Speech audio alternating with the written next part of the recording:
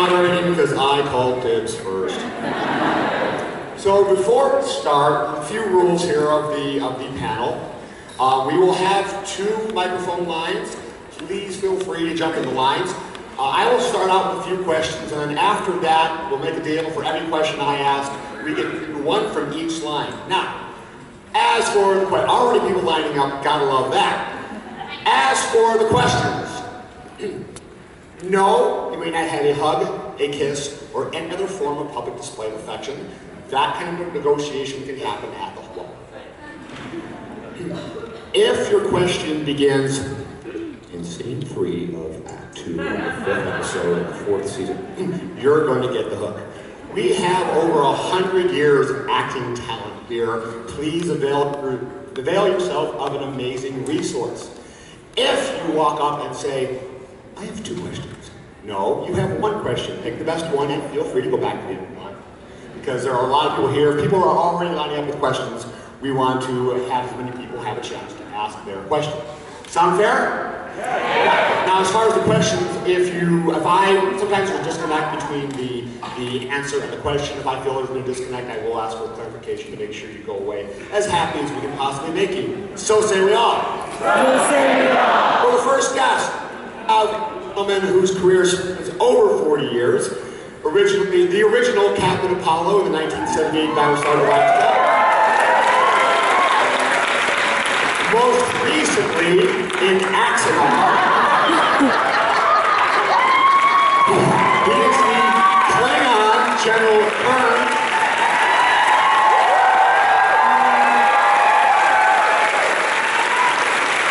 Richard, not the guy from Survivor, Hatch.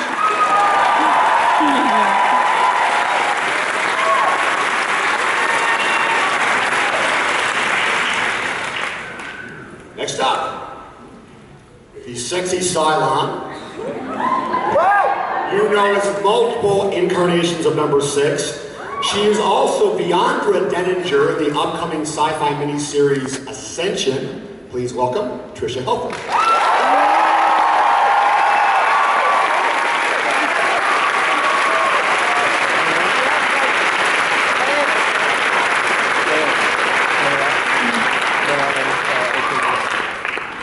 One of the final 5. Scheming, maybe a little manipulative. Kate Vernon. Kate?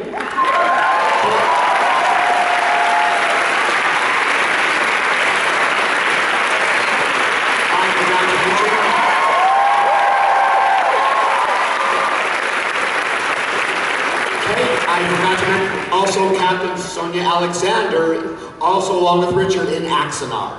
People need to see it. We'll talk a little bit about that. Next up, with his career spanning almost 40 years, he's been in numerous sci-fi series. Name it, he's been in it. You know him as Colonel Tigh, Hogan.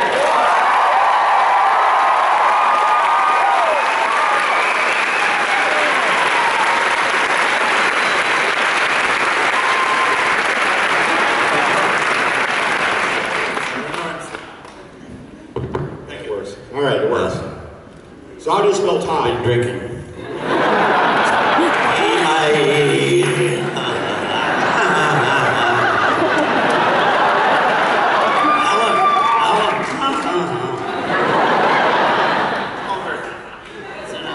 Another person with a long and distinguished career. You might know her as Stands with a Fist. Captain Sharon Rader from The Closer of Major Crimes. Our beloved Laura Roslyn, Mary McDonnell.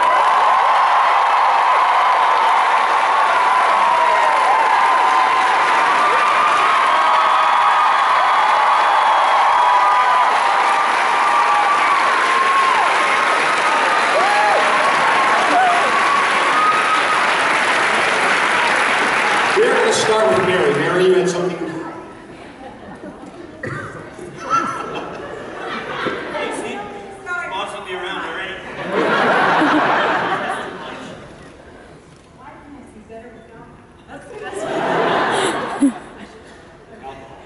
Mary, you said you had something you wanted to do to start. I do. First of all, Hi, everybody.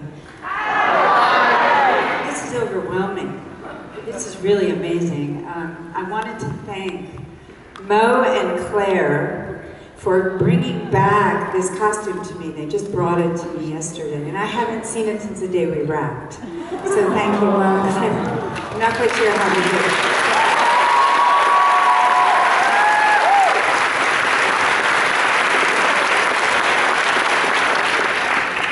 We have a special family in the audience tonight, and I was going to invite them up, but I don't see anywhere for them to stand.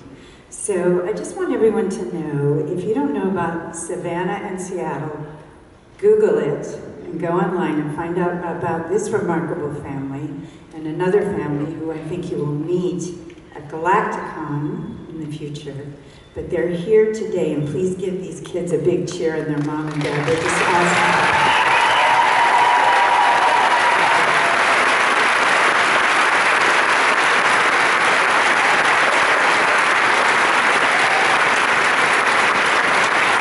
And you can't see them, but they're all dressed up like us. Only they look better.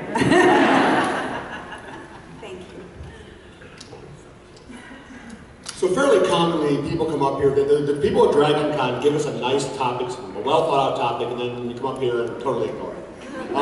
Today's topic is about faith and the concept of sin in Battlestar Galactica, and I'm going to go there a little bit today. First off, speaking of sin, have you heard there's a new Battlestar Galactica project going on? It doesn't seem like it's been long enough. I can see everybody here being somewhat ambivalent about that. Tell me about it. Let's start with Richard. I know you're opinionated on the idea of a new Battlestar. Let's go with you first. What do you think about the new Battlestar project? First of all, how many fans of the original are there? And how many of you were originally pissed off when you heard about the new reimagined version? Right. And then how many of you were assimilated? That's all right, you can admit it.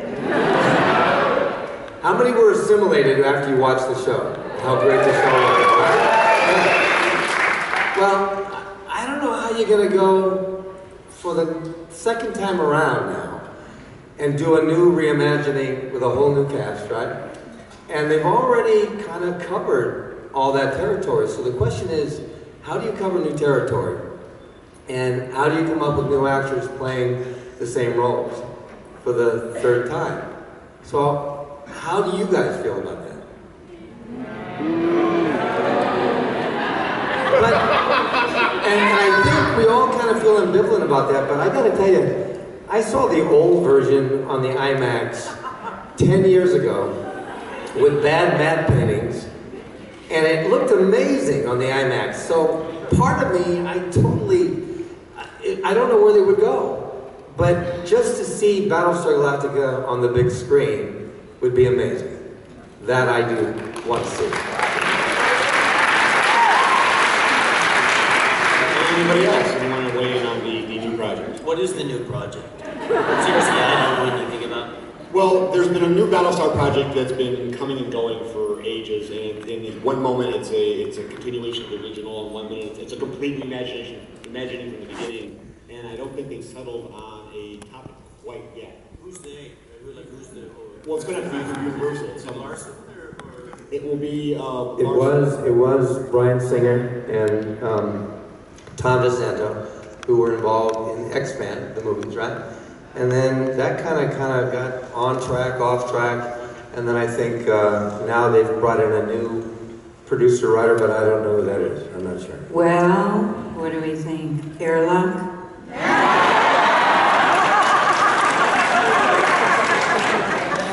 Whoever the new producers are, I hope you have a sense of humor. By the way, I did want to apologize since you're here, Laura Roslyn, Mary McDonnell, for flushing me out the airlock. I just want to say that I do forgive you. He survived it better than anyone. Well, it's Sunday, it's a day for forgiveness, right? Speaking of new projects, Tricia, you are on the new sci-fi series Ascension. Tell us a little bit about that. Okay, well, I'll try and be brief. It's hard to describe briefly, but it premieres November 24th on Sci-Fi, so I think you guys know where the channel is. Sorry? It's basically loosely based off a real project called Project Orion about sending nuclear propulsion ships into space. And was not much is known about it because it was a classified military operation, and it still is classified.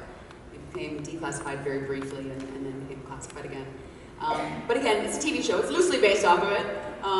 But it's in 1963, President Kennedy, during the space race, the Cold War, all of this, was concerned about the fate of the human race and Earth and blowing ourselves up, and launched in secret 600 souls to another planet on a 100-year journey to inhabit another planet, Proxima. And we pick up 50 years into the journey and find out where these people are who haven't had communication with Earth, where they are in their journey. And all I can say is there's a lot of layers to this onion. There's a lot of twists and turns that you don't see coming. And it's a 6-part miniseries that debuts this fall. So hope you check it out.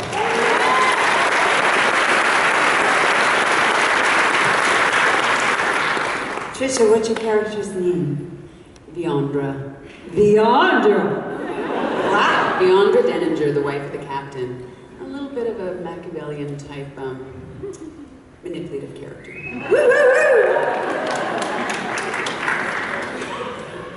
So since our panel today is ostensibly about religion and the topic of sin, I want to revisit something we've talked about in the past, something that spurns really strong passions within fans, the final episode. Daybreak. Now, most fans, and speaking of them, liked the finale. Those who don't, really don't. And amongst the people who really don't, I find that many of them don't like it because there is a positive affirmation of a deistic universe. So there is a God, and that bothers some people. What do you do? Okay, I'll tell you up front, I thought it was a masterpiece. I loved Daybreak. What did you think about Daybreak? And you had your 5 years to reflect on it, and I'm sure you've got many opinions. We, a bunch of us in the cast, were lucky enough to watch a screening of the finale in LA at this a huge theater with this amazing sound system. And it was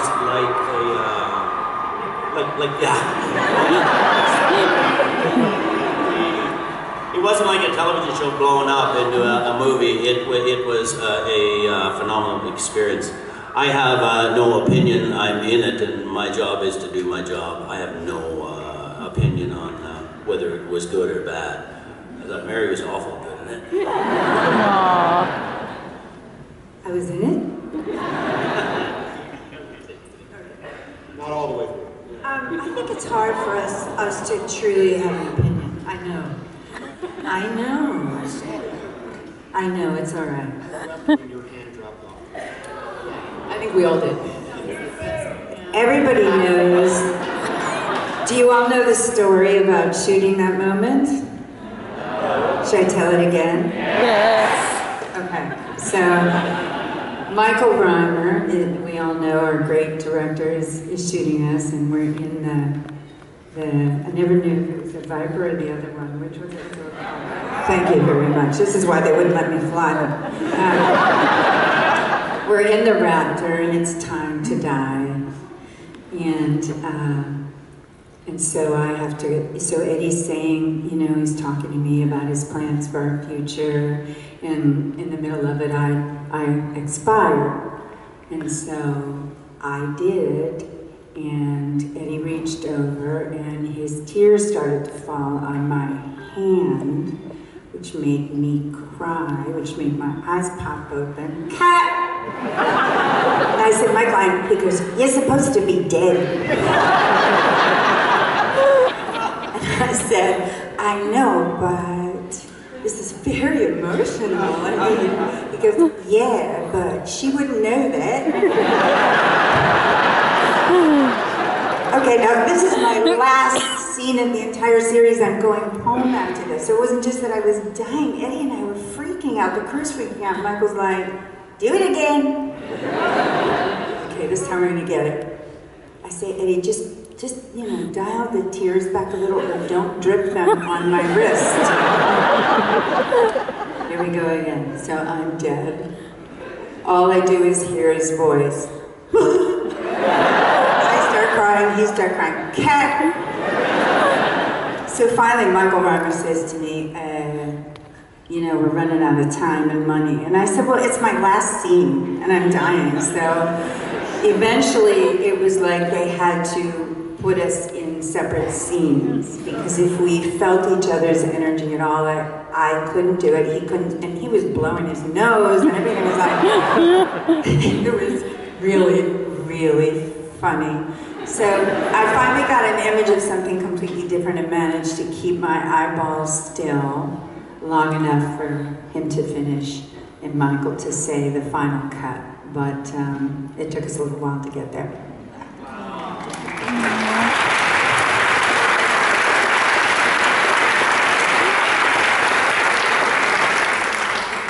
Any other opinions on our finale?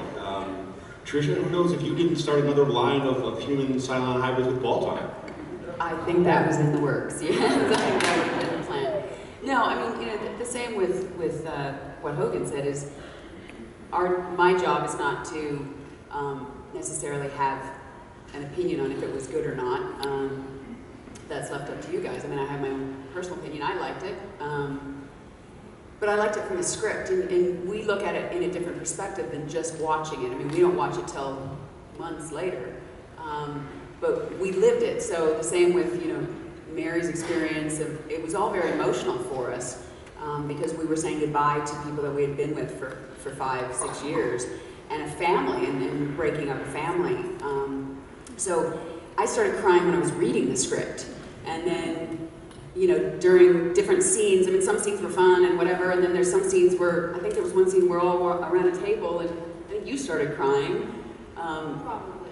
Yeah, and, you know, so people would just spontaneously burst into tears at different times throughout the filming of it. So my views of that final episode are a lot different than somebody watching it, because I can't help but infuse it with memories of filming it and that day. So, in my opinion, yeah, I liked it. Let's take a different approach. Richard, by then you were a fan. Yeah, I cried. Yeah. Nobody gave a frack about my tears. I had multiple takes too before I got launched out the airlock. For very different reasons. No, I didn't mean it that way. Kate? Anything to add, Kate? Yes. Anything to add? We can talk about my death scene. No, the series was incredibly emotional for me from the point of view of being invited into this amazing experience and then being able to remove myself and watch it. I had Battlestar parties every Friday night at my house. I could not get enough of this show, whether I was on it or not. It was compelling on every level. So, and it was so human, and everyone in the show was so real, and the circumstances of the show were relatable because they were just that far removed from our identity that it wasn't like watching the news, but it was relatable enough to pull you in, and I personally, I mean, I just couldn't get enough of anything on this show. I mean, it just was that good. It was addictive, as you all know. So to watch someone die on the show, to see someone go, whether you loved them or hated them or had conflicting feelings about them, it meant something. It cost you something, because every character was so rich and so textured and had such an impact on everything. The domino effect of whatever Zarek was doing had an impact, and you had feelings for him. So when he went out, a part of you went out of that airlock, you know, and when you died, it was like, you know, I mean, that huge part of you that was invested in Roslyn, of course, went with her, and you know, I mean, that's the emotional roller coaster of this show. Go ahead. I just want to say really quick, you know, it's rare. We actors don't stay in one place very long. And we're always going from show to show, if we're lucky. And it's rare that you get to be part of an ongoing show where you really connect and have time to get to know the other actors and create a family. And so when a show like this ends, it just touches you on so many different levels. I mean, you are saying goodbye.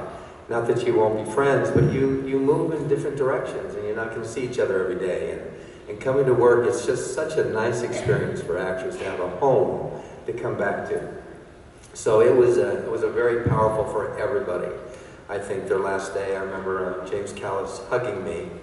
And you know, the reality didn't hit me until he looked at me with this look in his eyes like, it's over, you know.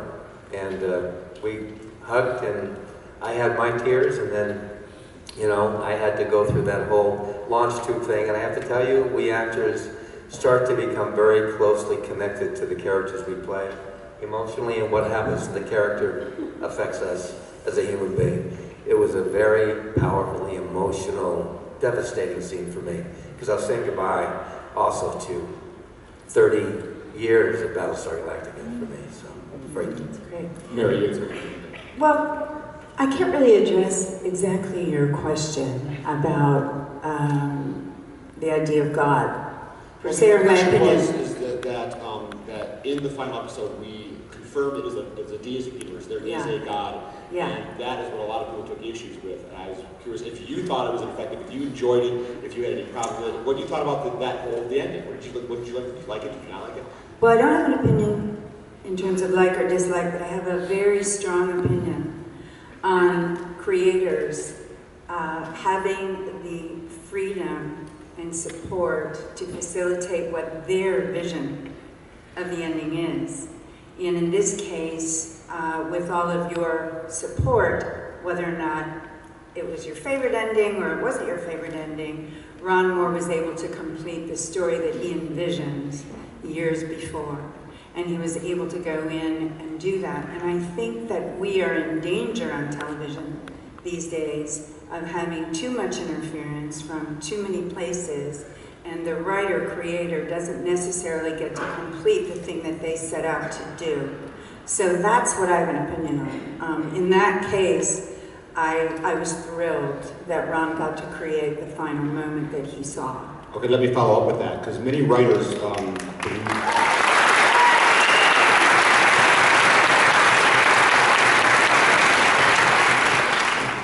many writers believe, with almost religious fervor, in playing fair with the audience. You know, Chekhov's gun, if you see a gun on mantle in Act 1, it should be used by Act 3, right? Do you think it's fair to say that Ron played fair with the audience?